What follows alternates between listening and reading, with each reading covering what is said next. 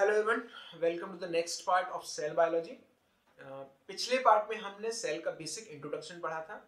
ये पढ़ा था कि सेल क्या होता है, सेल की डिस्कवरी किसने की, सेल के बेसिक फीचर्स क्या क्या होते हैं। उसके बाद हमने देखा था कि सेल थ्योरी क्या होती है, सेल थ्योरी किसने दी, सेल थ्योरी में स्टेटमेंट क्या क्या थे और वो क्या स्टेट करते हैं, हमने उसके बारे में पढ़ा था। उसके बाद हमने थोड़ा सा पढ़ा था कि सेल कितने टाइप के होते हैं, या हमने ये पढ़ा था कि लाइफ फॉर्म कितने टाइप के होते हैं। अगर मैं उसको और अच्छे से एलेबरेट करूँ तो आप लोगों ने ये समझ लिया था कि लाइफ फॉर्म दो ही टाइप से एग्जिस्ट करते हैं, या तो सिंगल सेल के रूप में या मल्टी सेलुलर के रूप में। अब इससे मिलता जुलता एक और कॉन्सेप्ट मैं आपको समझाता हूँ। आप लोगों ने एक कॉन्सेप्ट का नाम सुना होगा, 5 किंगडम क्लासिफिकेशन। आर.एच. विटकर ने 1969 में एक थ्योरी दी थी, या बेसिकली क्लासिफिकेशन दिया था, जिसमें जितने भी लाइफ फॉर्म है उनको 5 कैटेगरी में डिवाइड किया था। अब आप कहेंगे यार ये बायोलॉजी वाले अंदर बहुत ज्यादा घुसते हैं, हर चीज को डिवाइड करते रहते हैं, हर चीज को खोजते बीनते रहते हैं। अब क्या करें, है जो है, पढ़ना तो है। देखिए, आर.एच. विटकर ने 5 किंगडम क्लासिफिकेशन दिया था। ये 5 किंगडम कौन कौन से थे? फर्स्ट था Monera, second protista, third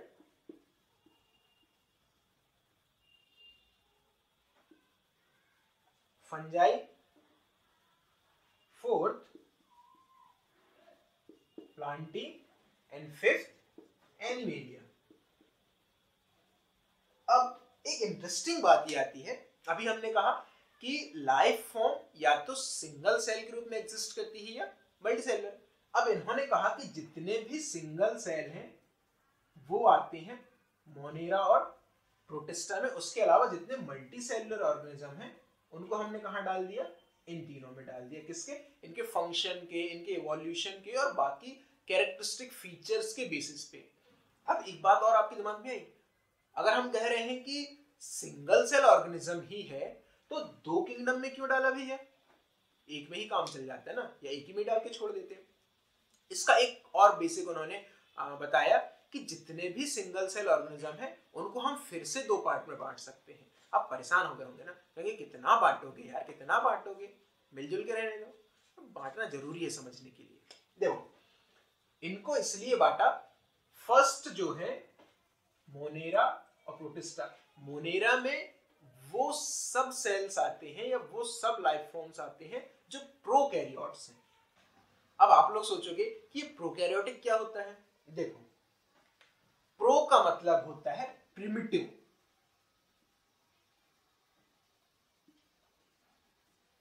primitive यानी पुराने। जितने भी इवोल्यूशन के टाइम में जो फर्स्ट में अपीयरिंग सेल्स थे या फर्स्ट में अपीयरिंग लाइफ थे वो सिंगल सेल थे। उन्हीं सिंगल सेल को हमने क्या नाम दे दिया? प्रोकैरियोट। अब प्रोकैरियोट की एक और डेफिनेशन है, क्या होता है?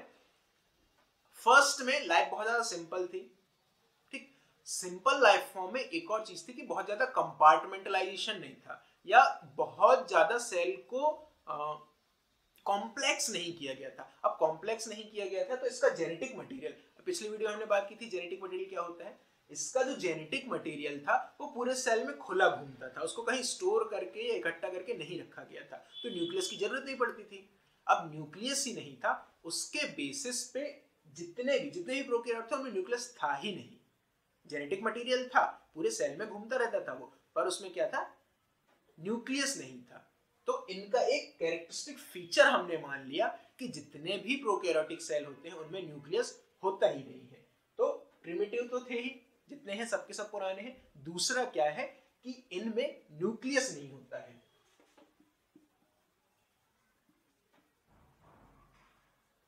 इसके अलावा एक बात और मैंने अभी कही कि ये सब के सब सिंपल लाइफ फॉर्म थे, कॉम्प्लेक्स नहीं थे, कंपार्टमेंटलाइजेशन नहीं था, तो इनमें सेल ऑर्गेनल्स भी नहीं थे, ठीक। अब इसके बाद जो नेक्स्ट वाले थे प्रोटिस्टा, अभी हमने किसकी बात की? मोनेरा की। मोनेरा में जितने भी सिंगल सेल ऑर्गेनिज्म थे जिनमें न्यूक्लियस नहीं था, जिनमें क्या नहीं था? सेल ऑर्गेनल नहीं था, उनको हमने कहाँ रख दिया, मोनेरा में। उसके बाद यहां से थोड़े से इवॉल्व हुए, ऐसे सिंगल सेल बने जिनमें न्यूक्लियस प्रेजेंट था या जिनमें ट्रू न्यूक्लियस था। ऐसे वाले जितने भी सिंगल सेल थे उनको हमने कहां रख दिया, प्रोटिस्टा में रख दिया। तो ऐसे इसका डिफरेंशिएशन हुआ। मोनेरा में कौन से आ गए, वो सब सिंगल सेल जो प्रोकैरियोट है वो कहां आ गए, मोनेरा में आ गए। और वो सब सिंगल सेल जो यूकैरियोट है उनको कहां डाल दिया हमने, प्रोटिस्टा में डाल दिया। ठीक, अब आज का जो हमारा टॉपिक है वो होने वाला है, हम पढ़ेंगे प्रोकैरियोट्स। प्रोकैरियोट्स में कौन से सेल होते हैं, उनके क्या फीचर्स हैं और उनके कौन कौन से एग्जाम्पल हैं, आज हम उसको देखेंगे।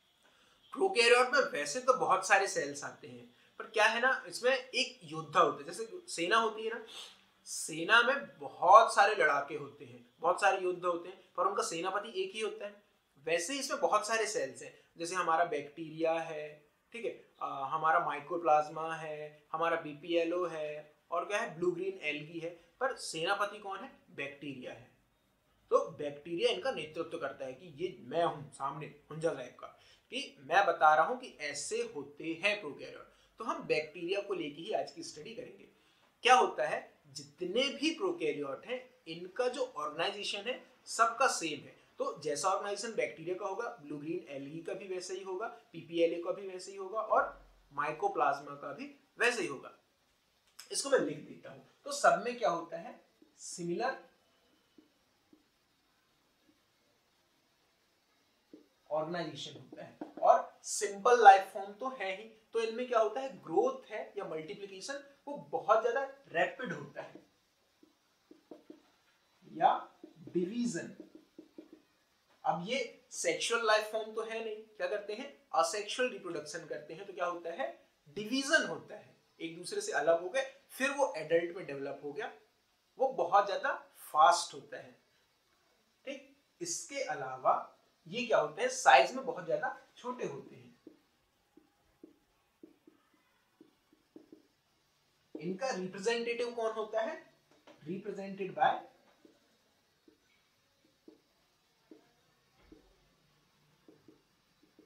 बैक्टीरिया। ठीक, अब हम इसके जितने भी फंक्शंस हैं या जितने भी इसमें स्टडी करने के पॉइंट हैं उनको एक डायग्राम से पढ़ते हैं। okay. So this one here is a classical example of a prokaryotic cell. जितने भी इसमें फीचर्स हैं वो सभी फीचर्स लगभग हर प्रोकैरियोटिक सेल में देखने को मिलते हैं। अब हम इसकी स्टडी करते हैं। हम कैसे स्टडी करेंगे, हम बाहर से अंदर की तरफ स्टडी करेंगे। तो सबसे पहले आउटर मोस्ट जो लेयर है हम उसको पढ़ेंगे। इसका जो आउटर मोस्ट लेयर होता है वो क्या होता है, ग्लाइकोकैलिक्स। इसको हम थोड़ा अलग से पढ़ते हैं। जो ग्लाइकोकैलिक्स होता है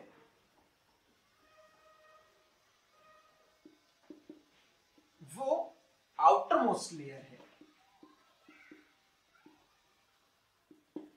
और ये दो टाइप का होता है।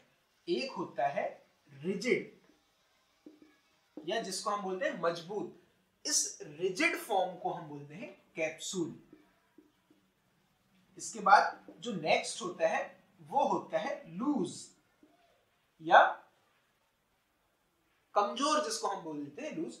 तो इसको हम बोलते हैं स्लाइम लेयर। ठीक, इसके अलावा ग्लाइकोकैलिक्स का एक और काम होता है।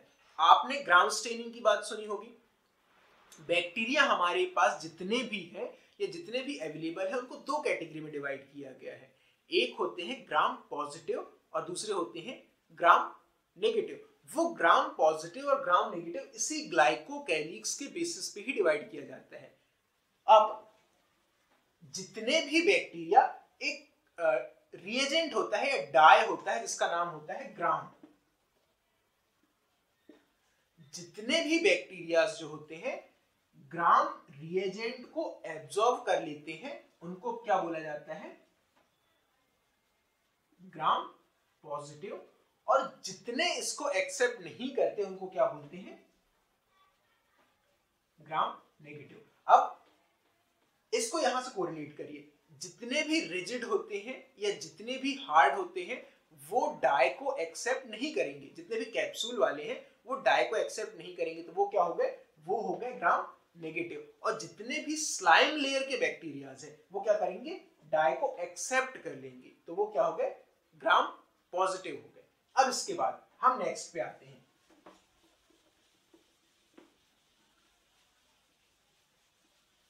इसके बाद हमारा नेक्स्ट कौन है, ग्लाइकोकैलिक्स के अंदर आता है सेल वॉल। सेल वॉल पूरी बॉडी को एक स्ट्रक्चर प्रोवाइड करता है और सेल वॉल ही बॉडी को, सेल को या तो फटने से या कोलैप्स होने से रोकता है, तो स्ट्रक्चर प्रोवाइड करता है और कोलैप्सिंग और बर्स्टिंग को प्रिवेंट करता है। ठीक, इसके बाद हमारा आता है प्लाज्मा मेम्ब्रेन। जो प्लाज्मा मेम्ब्रेन होता है वो यूकैरियोट सेल के जैसा ही होता है। जितने भी प्लाज्मा मेम्ब्रेन होते हैं वो क्या होता है, सेलेक्टिवली परमिएबल होते हैं।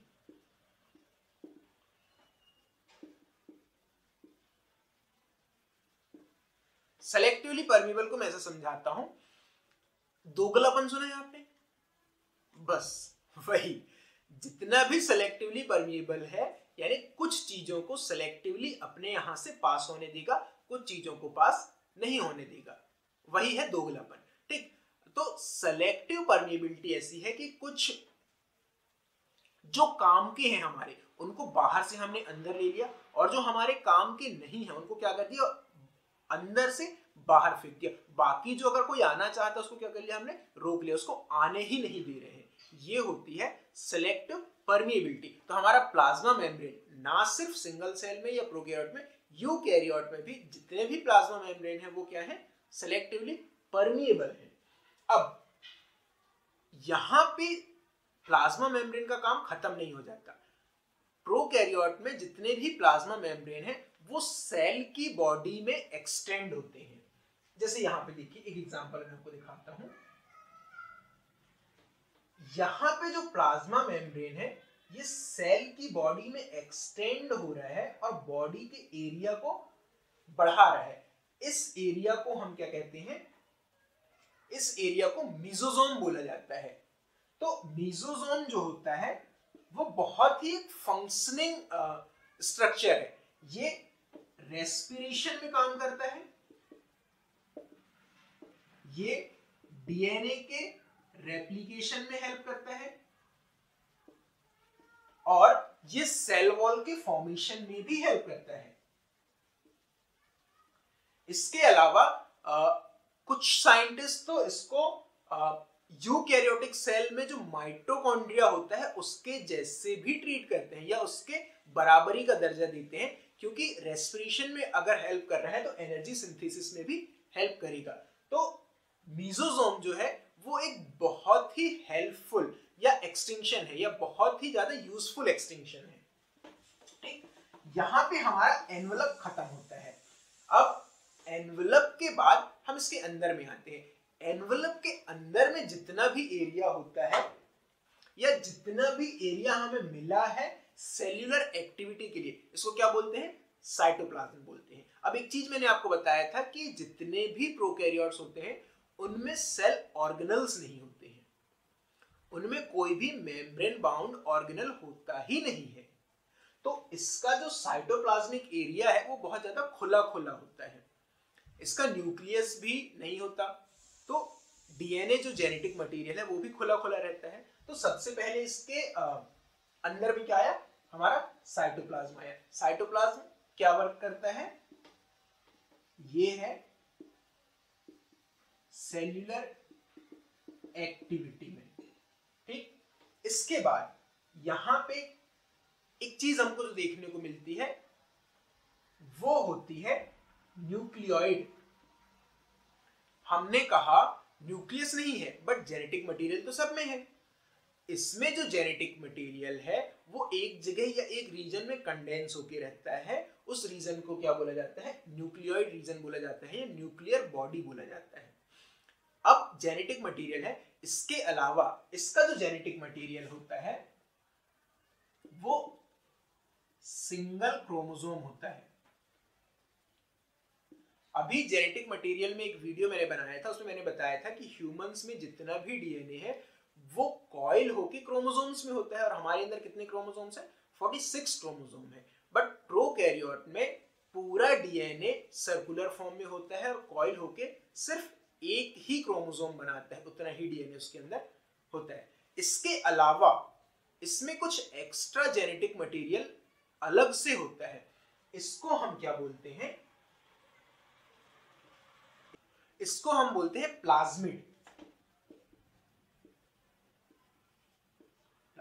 अब जैसे हमने कहा, जैसा हमारा मेसोसोम होता है एक्सटेंशन है बट ये बहुत ज्यादा हेल्पफुल होता है, वैसे ही जो प्लाज्मिड है वो भी एक्स्ट्रा डीएनए है बट ये बहुत ज्यादा हेल्पफुल होता है। ये जो प्लाज्मिड होता है ये सेल को एक्स्ट्रा सेल्यूलर फंक्शन प्रोवाइड करता है। अब जैसे आपने सुना होगा कि कुछ बैक्टीरिया जो होते हैं एंटीबायोटिक रेजिस्टेंट होते या कुछ बैक्टीरिया कुछ और फंक्शन करते हैं, जैसे कि कुछ हार्श कंडीशंस में रहते हैं, वो जो एक्स्ट्रा अवेलेबिलिटी है या फंक्शनिंग है वो इन्हीं प्लाज्मिड के वजह से होती है। ये क्या करते हैं,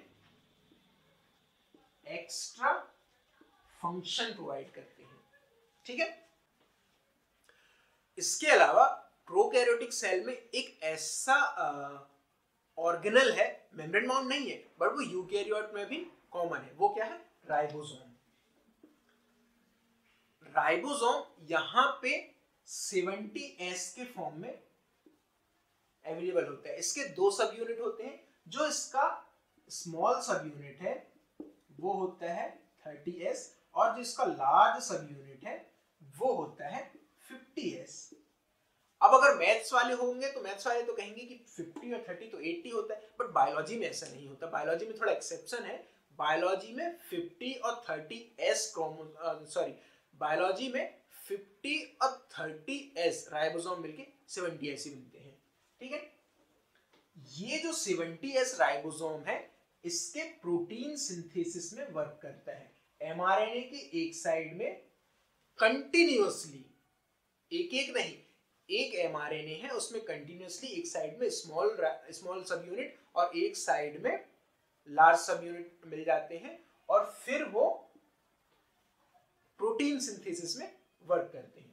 इसके अलावा जो आप ये ब्लैक डॉट देख रहे हो, ऐसे ही प्रोकैरियोट में इनकल्जन्स बॉडीज होते हैं। इनकल्जन्स बॉडीज क्या होते हैं, इसके रिजर्वोयर का काम करते हैं, जितना भी एक्स्ट्रा मटेरियल होता है उसको स्टोर करके रखते हैं। इसमें क्या हो सकता है, इसके अंदर में गैसेस हो सकते हैं, ठीक, इसके अंदर में प्रोटीन्स हो सकते हैं, या इसके अंदर में और भी कोई रिजर्व मटेरियल हो सकता है। तो ये जितने ग्लोब्यूल्स हैं इसके स्टोरेज का काम करते हैं। इसके अलावा कुछ सेल जो होते हैं वो मोटाइल होते हैं, कुछ नॉन मोटाइल होते हैं। मोटाइल यानी जो चल फिर सकते हैं, मूवमेंट्स हो करते हैं। इनमें स्पेशल एक बॉडी पार्ट होता है जो इनकी मोटिलिटी में वर्क करता है, उसको क्या बोलते हैं, फ्लैजिला।